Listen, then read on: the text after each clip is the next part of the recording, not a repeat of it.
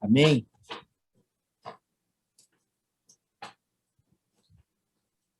Salmo 121 diz: Deus, elevo os meus olhos para os montes, de onde me virá o socorro?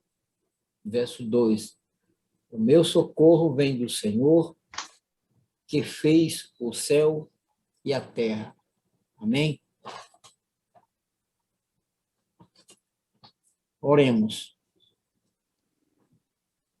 Senhor, nós te agradecemos por esta oportunidade de poder estar cultuando, mesmo de forma online. Te agradecemos pelas bênçãos e pelo cuidado que o Senhor tem tido conosco, nos guardando diante desse cenário de pandemia. Pedimos também que o Senhor tenha misericórdia do mundo que enfrenta essa pandemia. Abençoa e dá sabedoria àqueles que estão na linha de frente ao combate do coronavírus.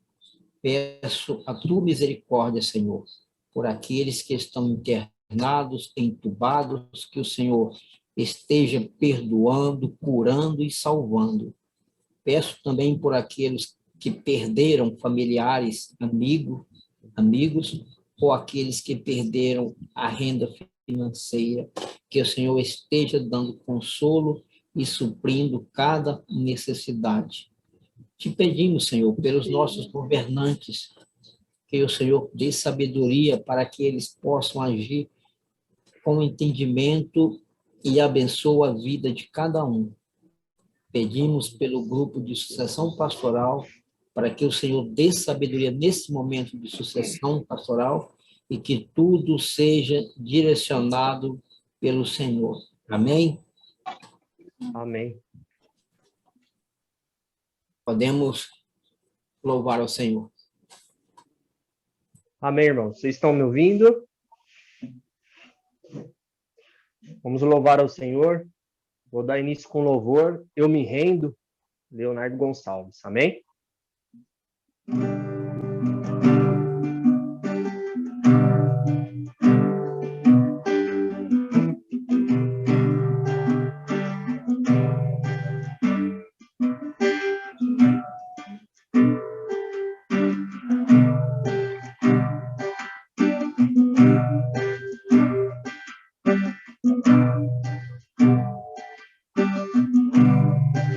A ti eu vou clamar, pois tudo vem de ti e tudo está em ti.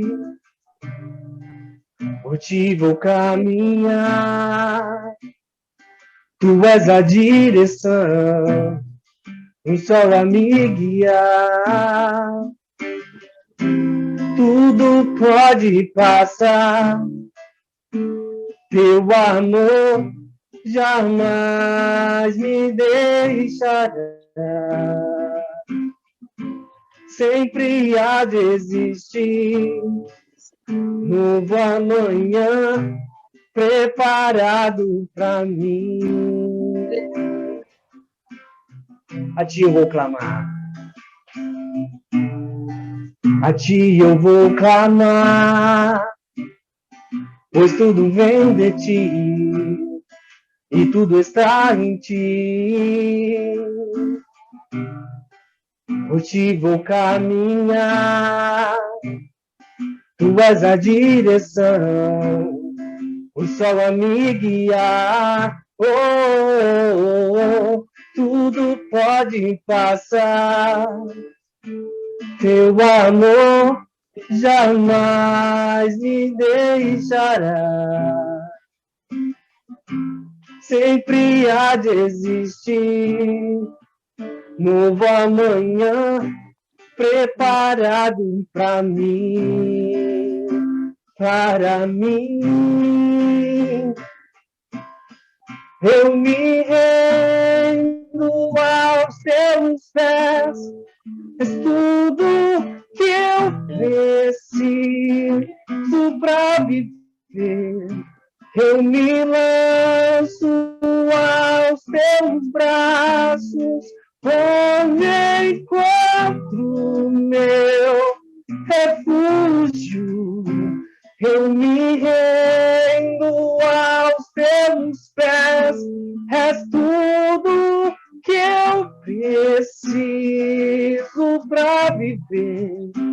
eu me lanço aos teus braços, onde encontro meu refúgio, Jesus.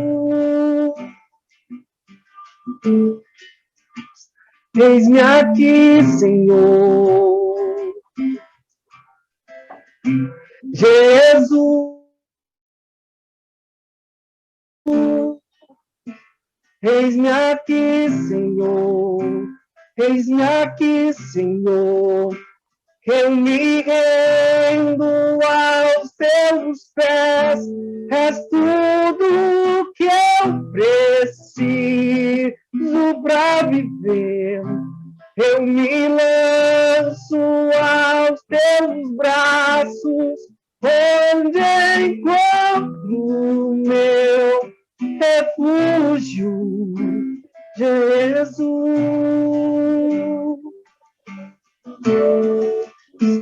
Eis-me aqui, Senhor, Jesus. Eis-me aqui, Senhor.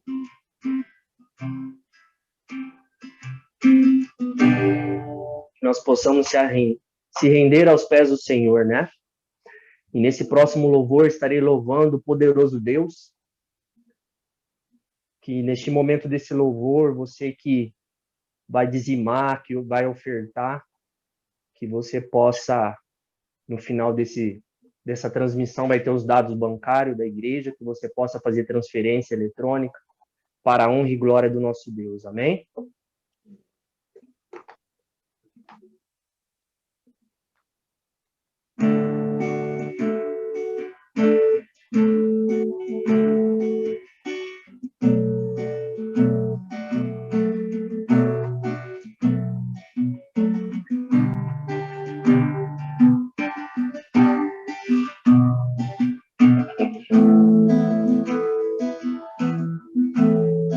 Ao que está sentado no trono e ao Cordeiro seja o louvor, seja a honra, seja a glória, seja o domínio pelo século dos séculos. Ao que está sentado, ao que está sentado no trono e ao Cordeiro seja o louvor, seja a honra, seja a glória, seja o domínio pelo século dos séculos.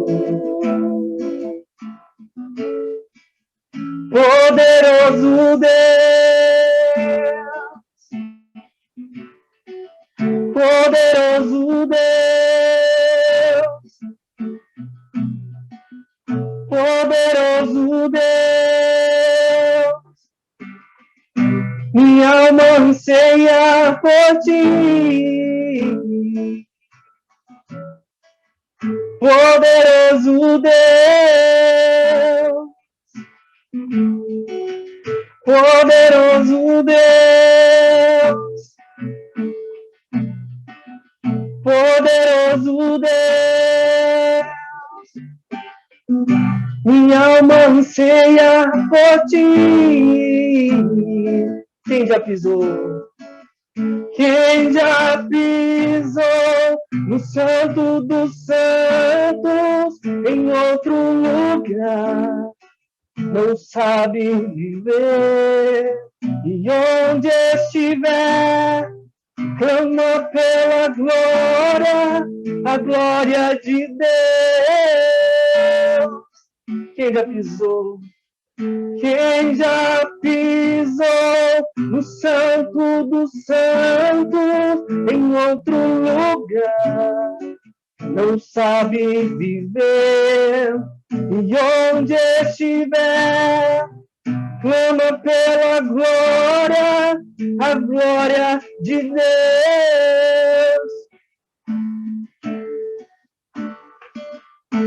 Glória,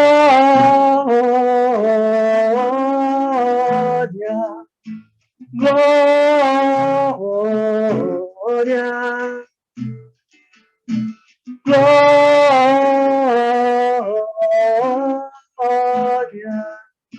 glória, glória, Santo,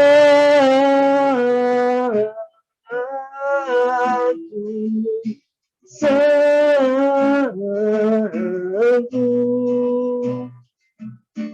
Santo.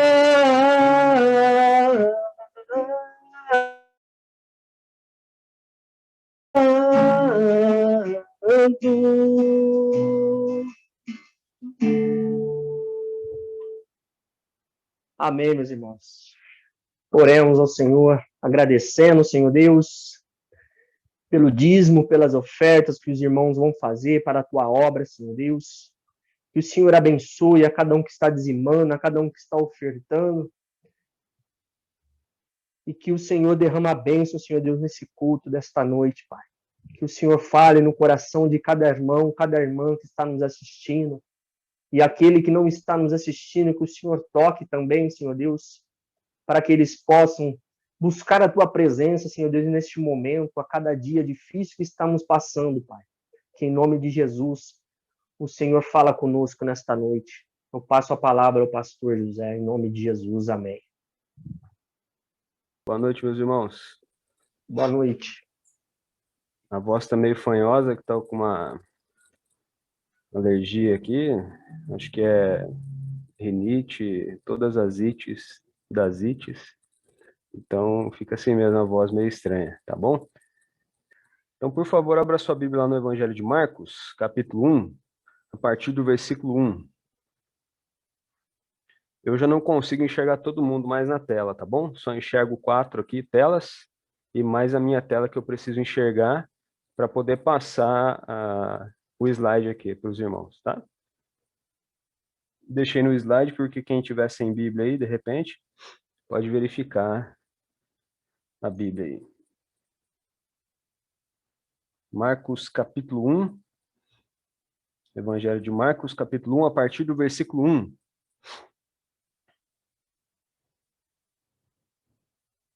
Marcos capítulo 1, a partir do versículo 1, nós vamos até o versículo 8, como está na tela aí. Marcos capítulo 1, versículo 1. Não sei qual a Bíblia que a igreja usa, ou se usam várias Bíblias. Vou ler aqui na Nova Almeida Atualizada. Diz assim, ó: princípio do Evangelho de Jesus Cristo, Filho de Deus.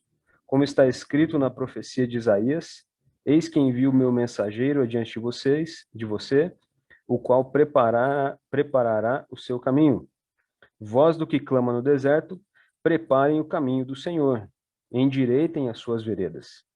E foi assim que João Batista apareceu no deserto, pregando o batismo de arrependimento para a remissão de pecados. E toda a região da Judéia e todos os moradores de Jerusalém iam até ele.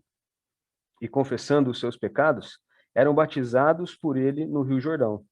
A roupa de João era feita de pelos de camelo. Ele usava um cinto de couro e se alimentava de gafanhotos e mel silvestre. E João pregava, dizendo: depois de mim vem aquele que é mais poderoso do que eu, do qual não sou digno de, curvando-me, desamarrar a correia das suas sandálias. Eu batizei vocês com água. Ele, porém, os batizará com o Espírito Santo. Muito bom. Vamos orar mais uma vez? Pedir que Deus nos direcione. Deus bondoso, nós pedimos que o Senhor possa nos dar objetividade e clareza. Abre os nossos olhos para a Tua palavra. Ajuda-nos, Senhor, a sermos portadores da boa notícia do Senhor, mesmo em meio a um mundo tão mau e com más notícias. Que o Senhor, que já nos deu essa boa notícia, nos torne cada vez mais testemunhas da boa notícia, fazendo com que a Tua palavra alcance muitas pessoas e que outros possam reconhecer as boas novas de Jesus, vivendo para a honra e glória do Senhor. Em nome de Jesus, amém. Muito bom. Em Marcos capítulo 1, nós vamos ver o início do livro, em que ele inicia aí do início. Né? Marcos capítulo 1, versículo 1, já diz para nós de cara, já faz aí para nós uma introdução do assunto e daquilo que ele vai falar. Ele diz, princípio do Evangelho de Jesus Cristo, o Filho de Deus. Mas antes de nós entrarmos propriamente no texto, nós vamos... Marcos foi escrito, segundo o historiador da igreja, mais ou menos em 300, um livro de história foi escrito sobre a história da igreja, 300 depois de Cristo, e eles afirmam ali, e junto com outras testemunhas mais antigas, que o Evangelho de Marcos foi escrito por João Marcos. João Marcos é aquele sobrinho de Barnabé, os irmãos bem lembram, né? Aquele que foi motivo de briga entre Paulo e Barnabé, mas que no final acabou sendo um homem de Deus que, depois de vacilar um pouquinho, caminhou e fez a vontade de Deus até o fim. Marcos é esse jovem que escreve este evangelho, mas como eu disse, ele é um jovem que ouviu este relato da boca de Pedro, como diz também a tradição da igreja. Então, a semelhança que existe na forma de Pedro falar e pensar, quando se compara também com as cartas que ele escreveu, 1ª e 2ª Pedro, e o jeitão de Marcos escrever, e também o público para o qual ele está escrevendo, que é o público romano, comprovam, há muito tempo atrás, há muitos anos atrás, aí, que a igreja vem aceitando que Marcos e o Evangelho de Marcos, na verdade, foi escrito por João Marcos, sobrinho de Barnabé, e também que ele foi ditado, né, ou falado por Pedro, enquanto Marcos fazia ali, segundo a sua própria pena, as histórias e colocava ali sob a direção do Espírito Santo aquilo que era necessário para nós. Quando nós ouvimos do Evangelho, nós entendemos que o Evangelho não é uma biografia. Mateus, Marcos e Lucas, conhecidos aí como os Evangelhos sinóticos, relatam as histórias de Jesus quase que da mesma ótica, mas é lógico respeitando a autoria dos próprios, daqueles que foram os amanuenses, os secretários de Deus. Cada um tem um jeito de escrever, um jeito de falar, e Marcos, como já disse aqui, ele provavelmente ouviu os relatos de Pedro, até porque ele não vivenciou, por exemplo, como Mateus, que foi um apóstolo, lembra de Mateus? Que foi um apóstolo, ao escrever, ao relatar no seu evangelho. Alguns buscam mostrar que os outros evangelhos, principalmente Mateus e Lucas, se apoiaram em Marcos, mas alguns outros questionam essa teoria, porque apesar de Marcos ser um evangelho menor, ele não, simplesmente por ser menor, precisa ser o apoio dos outros evangelhos ou dos outros evangelistas. Porque mesmo que Lucas não fosse um apóstolo, ele deixa claro para nós que ele pesquisou muito a respeito da história de Jesus e aí escreveu também sob a direção do Espírito Santo de Deus. E eles têm público-alvos diferentes. Então, Mateus, por exemplo, escreve a judeus. Lucas escreve a outras pessoas. E ele também dá a continuação no seu evangelho, escrevendo Atos. Né? Alguns dizem Atos do Espírito Santo, os Atos dos Apóstolos, e outros dizem só apenas Atos. Né? Marcos, pelo contrário, ele foi escrito para romanos. Então, o público-alvo de Marcos eram romanos. E os romanos têm um jeitão diferente de enxergar a vida. Um jeitão diferente do nosso. Hoje, por exemplo, nós temos um jeito diferente de enxergar a vida depois de uma doença. Em outros países, cada pessoa tem um jeito diferente, que é influenciado pelo meio em que ele vive. Por que eu estou dizendo isso? Porque o Evangelho de Marcos, ele não é só apenas curto, é um evangelho que mostra mais a ação de Jesus, mais as obras de Jesus, aquilo que Jesus faz. É claro que o Evangelho de Marcos reflete também aquilo que Jesus ensinou, disse, aquilo que ele pregou, aquilo que ele ensinou de forma muito clara. Mas ele enfatiza também aquilo que ele realizava como sua obra. Então, nós vamos ver aqui uma palavrinha que se repete várias vezes dentro do próprio Evangelho, que é imediatamente. E essa palavra imediatamente, ou logo após, logo em seguida, aponta para uma obra de Jesus, aquilo que Jesus estava fazendo para comprovar o seu poder. E por que Marcos escreve assim? Porque os romanos entendiam assim, que era necessário comprovar por meio de obras aquilo que estava se dizendo. E aí nós vamos ver dentro do Evangelho de Marcos, que Marcos vai escrever de uma forma que esse povo, ou esse público-alvo, possa aprender. O Evangelho de Marcos é muito bom para nós começarmos a ler a Bíblia, né? Mais fácil um pouquinho do que João, como muitos falavam aí no passado, né? Ah, se você quer estudar a Bíblia, comece por João, o Evangelho de João, né? Às vezes porque João é mais preto no branco, quem ama, ama, quem não ama, não ama, mas Marcos é um evangelho um pouquinho mais fácil, e ele mostra para nós, de forma muito clara, tanto o poder como a obra de Cristo Jesus, que comprova o seu poder e mostra quem ele é. Então, se nós fôssemos olhar para estes versículos de 1 a 8, que nós começamos aqui, nós poderíamos resumir da seguinte maneira. Estão enxergando? Sim? Muito bom. Então, nós estamos vendo aqui que há um resuminho aqui para a gente compreender essa mensagem. Tá? No Evangelho de Marcos, versículo 1 ao versículo 8, mostra para nós que a apresentação do Messias, conforme as Escrituras, teve um precursor humilde que exaltou o seu poder, que exaltou o poder de Jesus, do Messias. E para nós hoje compreendermos um pouco mais, se nós fôssemos olhar para a nossa própria vida, nós deveríamos entender que o papel do cristão, agora olhando para a nossa vida, é exaltar e exibir o Senhor e sua obra com humildade. Então vamos ver o nosso papel dentro disso, olhando para este texto também, de Marcos capítulo 1. Olha só, onde está a apresentação? A apresentação começa aí, do começo, do início, no princípio do Evangelho de Jesus Cristo. Ele declara de forma muito inequívoca, para deixar muito claro a todas as pessoas, do que ele vai falar. Ele vai falar sobre o Evangelho de Jesus Cristo. Evangelho não é uma palavra apenas cristã.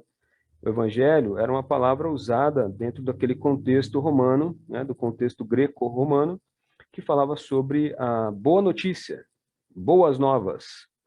Isso se dava principalmente quando um rei ou um imperador ele visitava outra cidade.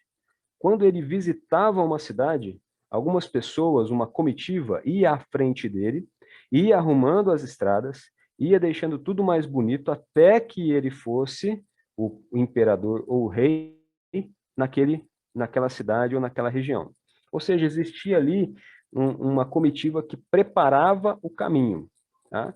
E depois levava a boa notícia de que um rei estava chegando. E Marcos deixa para nós muito claro que ele vai falar sobre o Evangelho de Jesus Cristo, as boas novas de Jesus Cristo, as boas novas do Filho de Deus. Isso deixa claro para nós o seguinte, que em meio a um mundo onde tantas más notícias existem, como nós recebemos mais uma má notícia essa semana, né, é necessário que a gente entenda a boa nova do Evangelho, ou as boas notícias do Evangelho. Por quê? Porque as más notícias que nós temos neste mundo, elas são passageiras, elas passam. Hoje é uma má notícia, amanhã será outra má notícia. Mas nós conhecemos a boa notícia, a única boa notícia que não muda, que é imutável, que passa dia após dia, ano após ano, tempo após tempo, século após século, e ela não muda. O evangelho de Jesus Cristo, as boas novas do Filho de Deus, não mudam. Quando ele fala do evangelho de Jesus Cristo, da boa notícia de Jesus Cristo, ele fala sobre o Messias, aquele que viria. Cristo aí é Messias, é o ungido do Senhor. Então, o Evangelho de Marcos deixa muito claro que o autor falará sobre as boas notícias daquele que foi ungido do Senhor. Ungido para quê? Para assumir a forma de homem e morrer na cruz do Calvário. Ungido do Senhor, que foi capaz de remover o pecado do mundo, como João Batista diz lá em João capítulo 1, versículo 29. O Cordeiro de Deus, ungido por Deus, para remover o pecado do mundo. E este Jesus Cristo é filho de Deus. E quando ele fala sobre ser filho de Deus, ele está mostrando também para nós de forma muito clara, e também para os seus leitores iniciais, que Jesus Cristo é homem, mas é Deus. Filho de Deus significa que ele está exibindo aí a deidade de Jesus, a divindade de Jesus. Jesus é o Messias, é o escolhido de Deus, mas é o Filho de Deus, é o Deus homem. E nós vamos ver isso diversas vezes no livro de Marcos. Lá no capítulo 2 mesmo, os irmãos se lembram que Jesus está sentado, cura um homem que está na maca, que foi trazido pelos seus amigos, e aí aqueles homens começam a maquinar em seus corações. E Jesus está sentado no meio de todo mundo, ensinando o evangelho, falando sobre o reino de Deus, e de repente ele percebe aquilo que eles estão pensando no coração. Ninguém consegue sondar corações. O Filho de Deus, sim. Ninguém consegue perceber o que está acontecendo na cabeça do outro, no pensamento do outro. Deus sonda os corações, como nós sabemos lá no Salmo 139. Então, Jesus mostra que ele era o Deus homem ali, e em todo o livro de Marcos, todo o Evangelho de Marcos, nós vamos perceber a mesma coisa.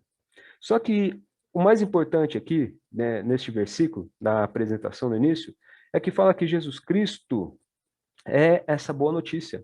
Conhecer Jesus, a pessoa de Cristo, é extremamente importante para nós. Porque também é uma boa notícia que não falha, que não morre, que não acaba, que não termina, que amanhã não muda. Conhecer Jesus é algo fundamental em nossa vida. E se nós não conhecemos Jesus, as más notícias deste mundo nos desanimam, nos ferem, nos deixam rancorosos, nos deixam com o coração amargo. Precisamos conhecer o Evangelho de Jesus Cristo, e o próprio Jesus veio para proclamar ele mesmo. Veio para mostrar quem ele era. Veio para dizer que o reino de Deus estava próximo, como nós vamos ler lá no versículo 15 do capítulo mesmo. O reino de Deus já chegou, está próximo. Arrependam-se e creiam no Evangelho. E essa será a mensagem que Jesus passará a todas as pessoas aí dentro da perspectiva de Marcos. Muito bom. Essa apresentação do Filho de Deus foi conforme as Escrituras falaram antes. Então, Jesus não chegou aqui sem que Deus tivesse falado com o seu povo. Jesus é o Messias prometido. E onde nós vemos isso? Quando Marcos diz aí, né, como está escrito na profecia de Isaías, ele está citando primeiro Malaquias, tá bom? Depois Isaías. Ele diz, como está escrito na profecia de Isaías, eis que envio meu mensageiro adiante de você, o qual preparará o seu caminho. Então, nós vemos aí a Malaquias 3:1, em que é prometido o Messias, né, o ungido de Deus, aquele que assumiu a forma de servo, e dentro do Evangelho de Marcos isso é muito marcante, como Jesus assume a forma de servo para servir ao seu povo, e para que depois o seu povo possa servi-lo de forma grata, né? E isso foi prometido, a vinda de Cristo foi prometido nas Escrituras. Eis, diz o profeta, que envio o meu mensageiro adiante de você, o qual preparará o seu caminho. Ele está falando aqui de João Batista, né? E vai falar Isaías, voz do que clama no deserto, preparem o caminho do Senhor, endireitem as suas veredas. Ele faz uma apresentação e diz, o Messias, o ungido do Senhor, ele é rei e é um precursor aqui. Há alguém que foi prometido lá atrás, que viria e falaria que este rei estava chegando. E nós vamos ver que João Batista é essa testemunha fiel. É o homem que foi prometido também lá no passado, que nós sabemos que é João, né? É Elias, aquele que viria para falar, que prepararia o caminho do Senhor. E João, né, depois da própria declaração de Jesus, tanto em Mateus como em Marcos, era esse tipo, né, esse protótipo de Elias. Ele vem e prepara o caminho do Senhor. Ele vem e fala: endireitem as suas veredas, o rei chegou. Endireitem o seu caminho, o Messias chegou. Eu trago a vocês boas novas que ninguém mais pode trazer. Eu trago a vocês boas notícias que ninguém pode arrancar de vocês. O rei está chegando. Como diz o hino, né? Até lembrei agora, o rei está chegando. Lembra do hino? Faz assim, gente. Tá chegando o rei. Aê, esses são os batistas. E aí nós vemos o precursor. Ele vai falar sobre esse precursor, que eu já estou dizendo aqui, que é o próprio João Batista. Assim, versículo 4, né, foi que João Batista apareceu no deserto, pregando o batismo de arrependimento para a remissão de pecados. O que João estava fazendo aqui? João, assim como Elias, vivia no deserto, né? E aqui nós vemos essa forma humilde de se viver, e que abre mão das benesses do mundo, que abre mão dos benefícios do mundo, para se entregar de forma muito clara a Deus, nessa vida simples de João, né? Assim como foi a vida simples de Elias. João está ali no deserto, e é característico, né, comendo mel e gafanhoto. Ele faz isso se preparando para o grande dia, anunciar a vinda do rei, anunciar a vinda do Messias. E João fica ali no deserto, buscando a Deus, aprendendo mais sobre as Escrituras, e ele então começa a pregar o batismo de arrependimento para a remissão de pecados. O batismo lá para o povo judeu não era algo novo não, tá bom? Depois que o pessoal parou de fazer a circuncisão, o que aconteceu? Eles começaram a fazer esses ritos de batismo para purificação das pessoas. Então, como a circuncisão marcava o corpo do homem e declarava ele como sendo uma família da aliança, né? Uma família de Israel, uma família do povo de Deus, a circuncisão foi deixada de lado. Não existia mais circuncisão. Mas o batismo tomou conta, né, desse rito que acabou sendo deixado de lado. E era comum que os fariseus e outros tantos, né, dentro da religião, ou das religiões judaicas que existiam ali, eles batizassem as pessoas. E eles faziam isso como uma forma de purificação. Mas o batismo de João é diferente. Ele batiza as pessoas para arrependimento e para a remissão dos pecados. Surge uma pergunta na nossa cabeça aqui, né? Será que as pessoas eram perdoadas porque eram batizadas? Não, não era isso. João Batista estava preparando o caminho para o Senhor. O batismo não foi capaz de salvar ninguém e nunca será. Não é necessário ser batizado para ser salvo. Pelo contrário, é necessário crer em Jesus e depois disso ser batizado. Outra pergunta que surge aqui é o seguinte: bom, Jesus foi batizado por João Batista. No Evangelho de Marcos isso não é mencionado, mas os outros são. Então, será que Jesus tinha pecado? Os pecados de Jesus precisavam ser removidos? Claro que não.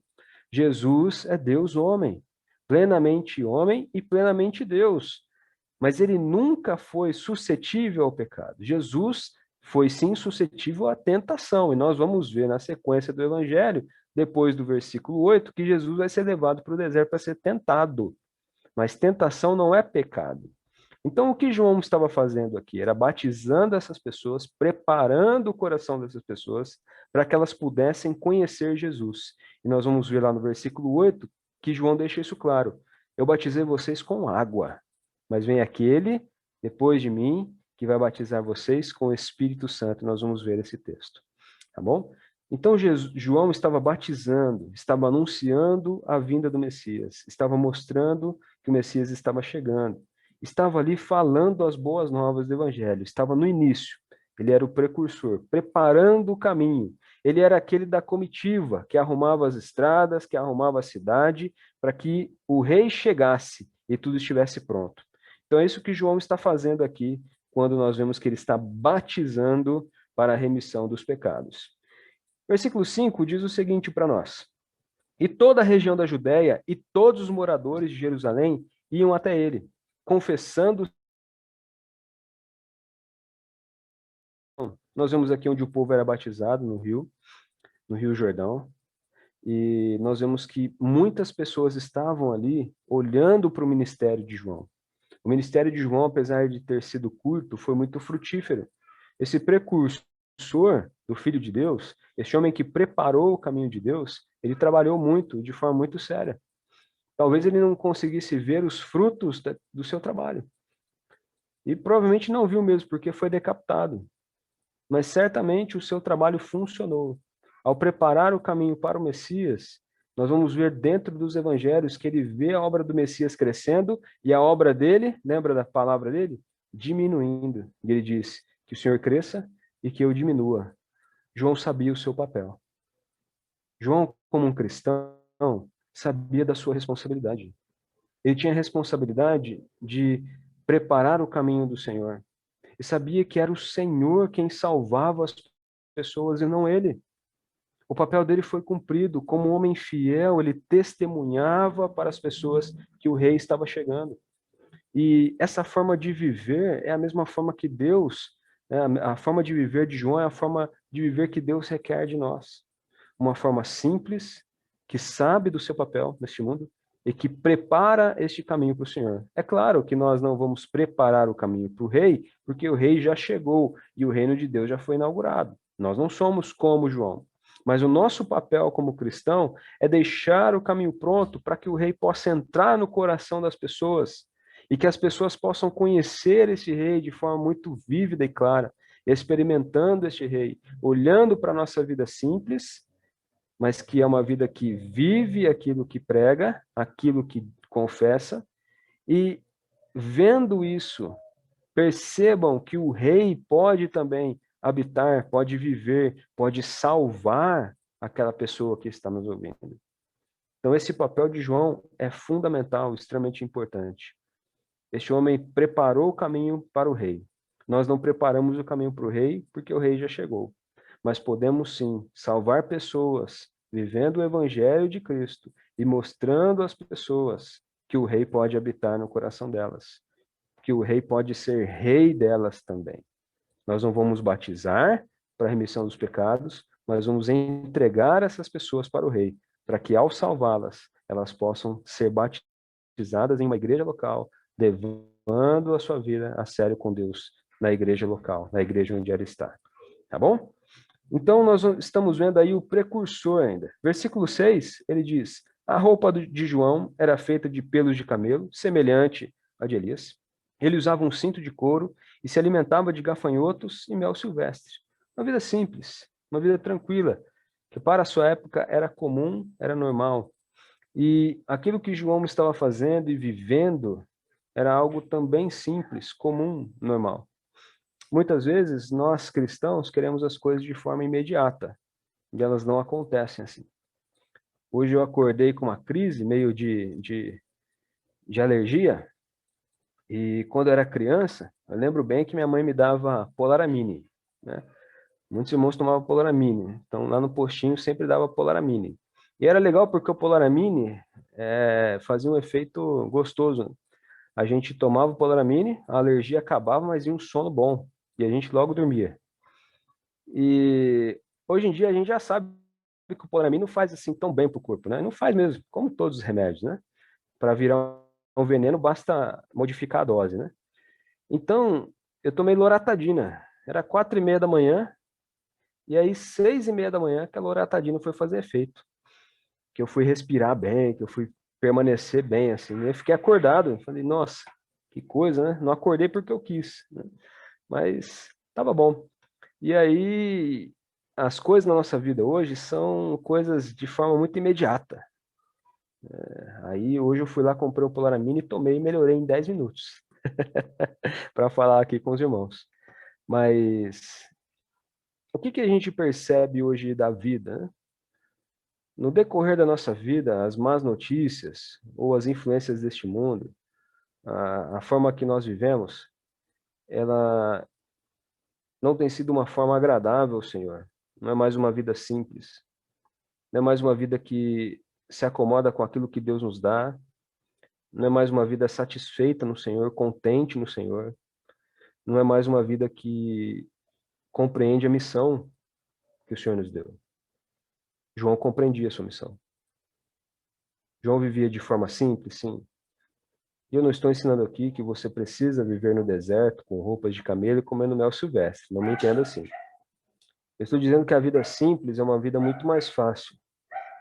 E muitas vezes nós somos tentados a ter uma vida muito boa, ter uma vida farta, e tudo isso faz com que a nossa missão seja perdida da nossa vista.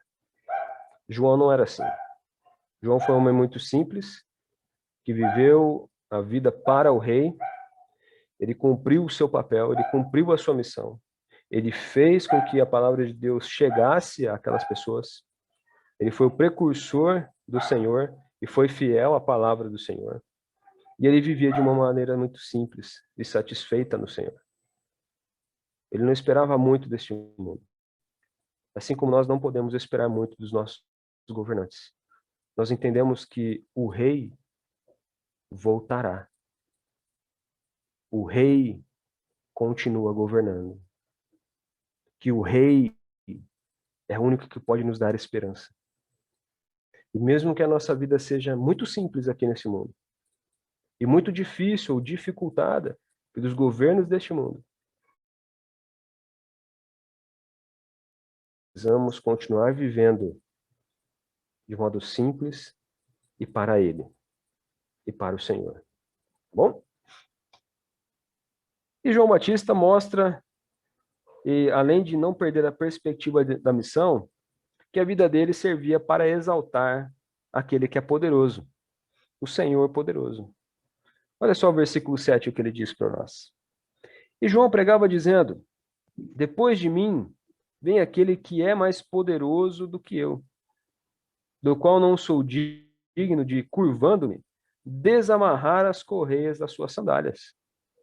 Veja a consciência que esse homem tem a respeito da sua missão, daquilo que ele estava fazendo. Veja como ele é extremamente consciente da obra dele. Eu estou aqui, cumprindo a obra de Deus, com uma vida simples, e humildemente eu quero exaltar ao meu Senhor que é poderoso. Eu não sou ninguém. Eu sou apenas aquele que está preparando o caminho. Nós não somos ninguém diante do Senhor. Fomos salvos pela graça do Senhor, amados de Deus nós somos hoje, mas nós também temos a mesma responsabilidade de não viver uma vida para nós mesmos de forma egoísta, mas de vivermos uma vida para o Senhor, voltada para o Senhor, diante da face do Senhor, como diz muitos no passado, corandeu, na presença do Senhor, diante da face do Senhor. E parece que João Batista vivia dessa forma. Ele estava pregando, e ele pregava dizendo que vem aquele que é mais poderoso que eu. Olha a consciência dele. Ele sabia sobre quem ele estava falando. Será que nós temos a mesma consciência de que o nosso Deus governa, de que o nosso Deus reina, de que o nosso Deus nos preserva, de que nosso Deus tem cuidado de nós, apesar das situações e circunstâncias que estão acontecendo no mundo, na nossa cidade, no Brasil, na nossa casa, no nosso coração hoje? É o Senhor quem governa. É o Senhor que continua reinando. Nós somos seus súditos. E precisamos ter essa consciência para termos uma vida feliz. Porque quando nós não estamos debaixo do senhorio do Senhor, quando questionamos demais o que está acontecendo, e essa lei diz isso, e um diz aquilo, e o outro faz isso, e o outro faz aquilo, o nosso coração começa a ficar amargo, porque a gente perde a perspectiva da eternidade, a gente começa a viver muito presente, muito hoje. João Batista parece que não vivia assim, ele olhava para o Senhor, e ele sabia que o Senhor poderoso estava chegando. O rei está chegando. Está chegando aquele, ele disse, que é mais poderoso do que eu. do qual não sou digno de, curvando-me, desamarrar as correias das suas sandálias. Veja a humildade de João Batista. Aquele que desamarrava as sandálias dos senhores da casa para lavar os pés eram os servos, lembra? E lá em João 13 nós vamos ver que Jesus fez isso, deixando evidente para nós que ele assumiu a forma de servo, e de que ele veio para servir neste mundo, se humilhando, porque para Deus, se humilhar é se tornar homem, é se tornar humano. Nós nunca poderemos ser Deus ou deuses, mas Deus se torna homem, e o simples fato dele se tornar um homem ou encarnar mostra que ele é sim um servo sofredor dentro do livro, dentro da perspectiva do Evangelho de Marcos. Ele veio se entregar, ele veio morrer na cruz, ele veio mostrar que maior é aquele que serve e não aquele que quer ser Senhor. E dentro deste Evangelho, no capítulo 10, versículo 45, essas são as palavras do Senhor Jesus. Quem quer ser grande, quem quer ser o primeiro, torne-se servo de todos. E ele fala isso não da boca para fora. Ele fala isso olhando para a sua própria vida.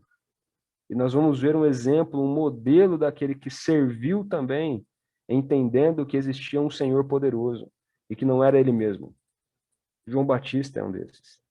É um servo. É aquele que entende o seu papel e vive de acordo com o seu papel, como um servo do Senhor, que não era digno nem de desatar as sandálias dos pés do Senhor, não era digno nem de lavar os pés do Senhor, não era digno de fazer um dos piores trabalhos ou dos trabalhos mais baixos daquela época, que era limpar os pés.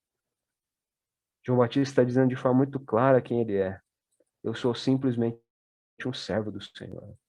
E mesmo que o mundo desabe, mesmo que as coisas aí aconteçam e fiquem piores do que já estão, naquela época não era diferente. O povo de Deus estava sendo oprimido, o povo judeu, desculpe, estava sendo oprimido, o rei sempre oprimia os judeus, mas João, que vivia essa vida simples, que também era oprimido por muitos, ele tinha uma perspectiva diferente, porque a esperança dele estava depositada no Deus poderoso.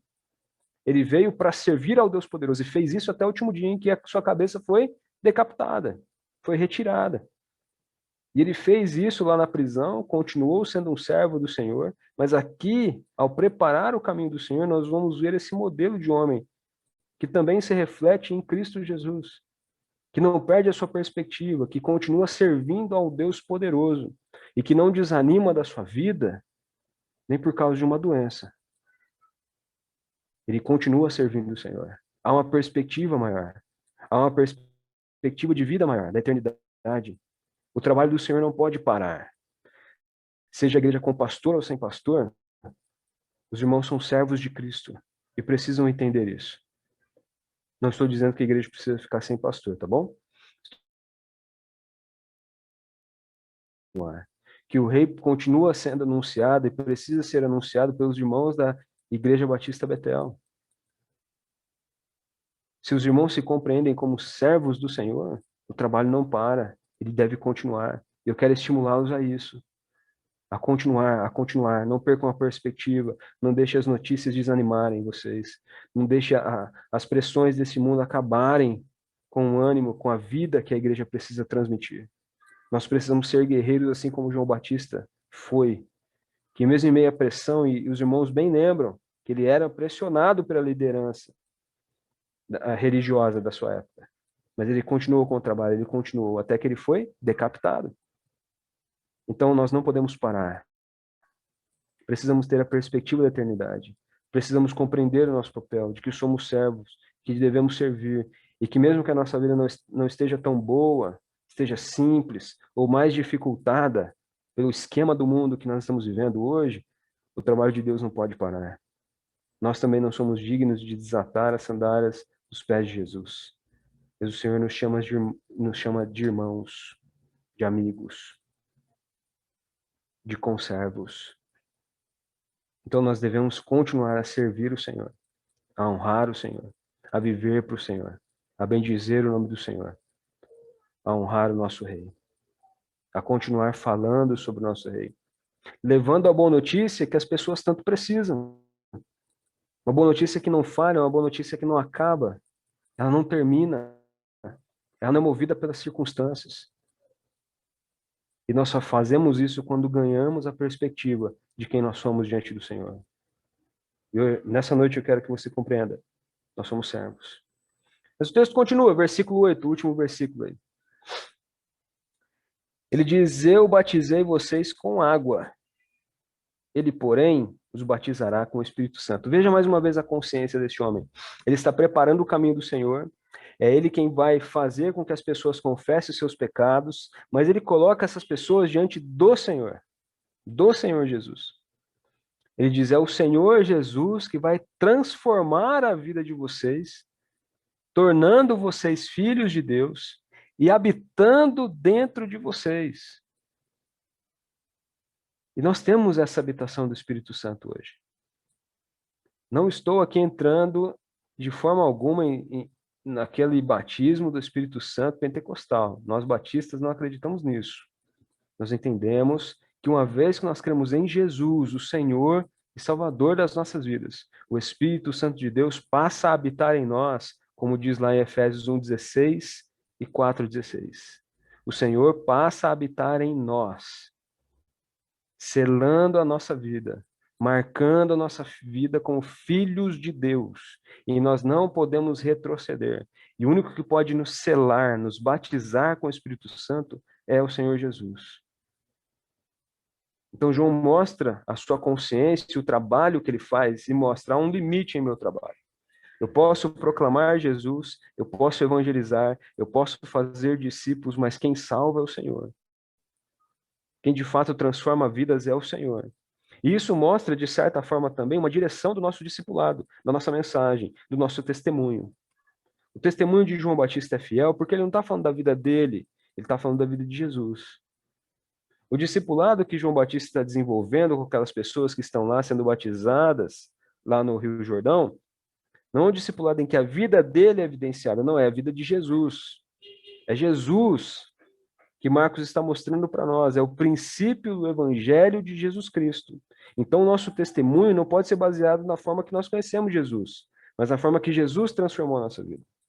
O nosso discipulado não pode ser baseado naquilo que nós somos, mas naquilo que Jesus fez em nós, na forma que ele vai transformando a gente dia após dia.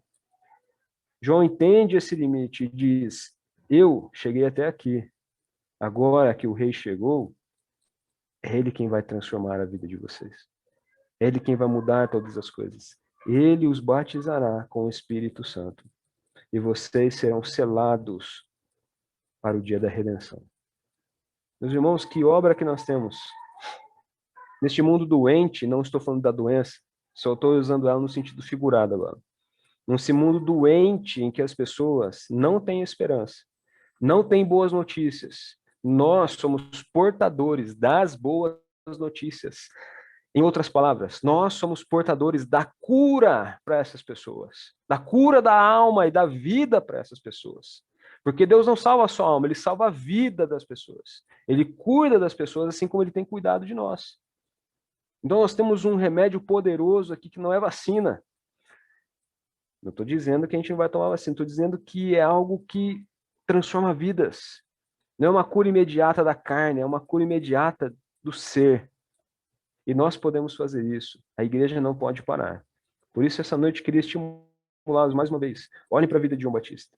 Percebam quanto esse homem trabalhou para o Senhor. Não foi um trabalho fácil, não foi uma vida fácil, não foi algo gostoso de fazer, né, porque ele sofreu bastante. Nós estamos vendo só a parte aqui da vida de João, mas ele foi fiel ao Senhor.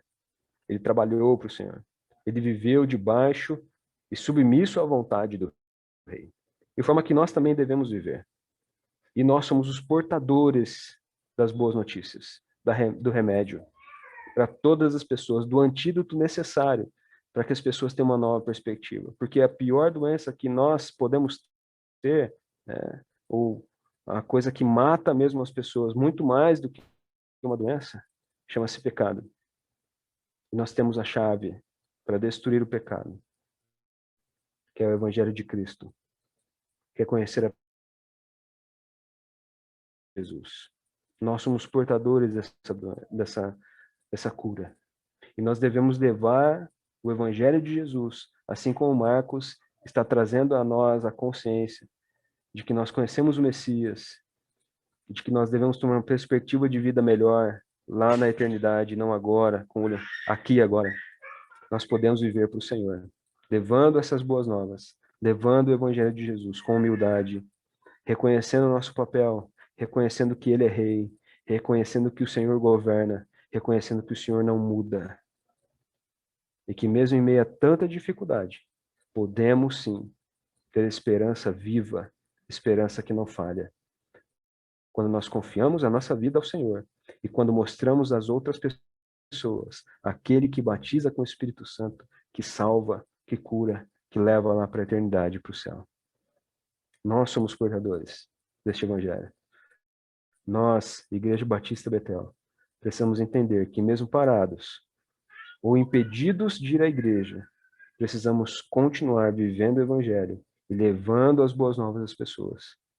E hoje tem Zoom, tem Meet, tem WhatsApp, tem um monte de coisa em que a gente pode falar, levar o Evangelho de Jesus de forma muito clara a essas pessoas, compreendendo o nosso papel como testemunhas fiéis, exaltando o nome do Senhor, apresentando Jesus às pessoas, assim como hoje nós vimos essa apresentação de Jesus, o Filho de Deus.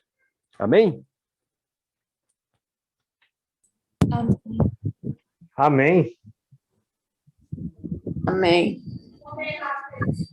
Amém. Amém. Amém. Ótima mensagem, pastor. Está pedindo que no final o pastor Oscar possa orar para encerrar. Ok. Oremos. Nosso Deus e nosso Pai, obrigado, Senhor, pela palavra que nós acabamos de ouvir. Obrigado pela vida do teu servo que pregou a verdadeira palavra, Santo Deus. Muito obrigado, Santo Deus, porque o Senhor tem cuidado de nós. O Senhor tem falado conosco através de servos que estão sempre prontos a fazer a tua santa e soberana vontade. Dá-nos, Santo Deus, um final de domingo abençoado, uma semana, Santo Deus, abençoada, e que possamos ser, Santo Deus, sempre, sempre, sempre, um exemplo para as pessoas que nós conhecemos e que sempre estamos juntos, e que possamos falar de Jesus sem medo de errar, sem medo, Santo Deus, de falar dessa coisa tão preciosa que João Batista pregou, dizendo, eu batizo com água, mas ele vos batizará com o Espírito Santo. Obrigado, Santo Deus, por tudo. Pedimos e agradecemos tudo em nome e no amor bendito de Jesus. Amém.